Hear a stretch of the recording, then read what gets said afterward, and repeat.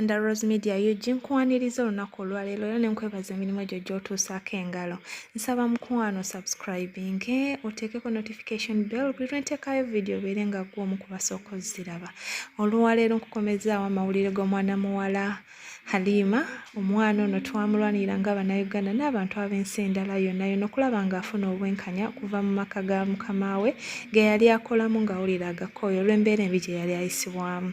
Bw'atyo yafuna obwenkanya n'agenda ku embassy ne tulowooza nti ekyo kiwedde ssaawa yonna akomawo e Uganda ku butaka, naye ate waliwo amawulire amabi agabalusewo nti Halima alabika takomezebbwawo oba tannatuuka Uganda ng'ate baagala ddeyo mu nnyumba eyo yennyini ey'Omuwarabu gye yali akoleramu. Ekintu ekigenda oteeka obulamu bwe mu matiga okusinziira ku Bannayuganda bwe balowooza, nga kigambibwa nti omwana ono baamulanga nnyo mu Saudi Arabia yonna ne bamuteekako emisango gy'obubbi, ng'okusigalayo ajja kale obirizi bw'obulamu bwe sinakindi okufuna ebizibu eby'enjawulo naddala nga ze mu maka g'abaddemu. Kale Abannayuganda bawulira bali disappointed n'omwami Calvin Kayanja bamwesibyeko nga balowooza nti alina ky'amanyi ku kusindiikiriza Halima okudda mu nnyumba eyo yennyini mwe yali akola, era nga bamusonzeemu olugalo n'emimwa nga bagamba nti y'omu ku baagala ddeyo oba asigale mu Saudi Arabia, ekintu ekigenda oteeka obulamu bwe mu matigga.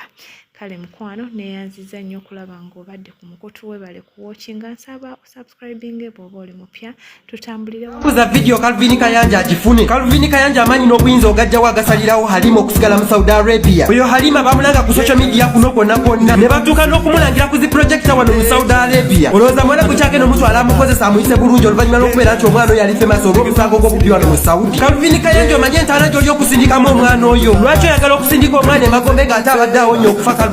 Sente z'oli omusindika okukola wallahi yamu tesobola kugula bulamu bw'ate ne Uganda teri azimutuma. Calvin toli ku ground wano gwe twasobola kulaba ku mwana oyo ng'ali ku project wano mu Saudi. Oyo Halima ali famous nnyo wano mu Saudi Arabia kuba n'omwana Omwarabu omutaayoka amumanyi nti mubbi. Halima naawe bw'otega amatungo ag'embizi n'osigala mu Saudi Arabia gw'omanyi kubanga ate ffe obwaffe twakukolera totubanja.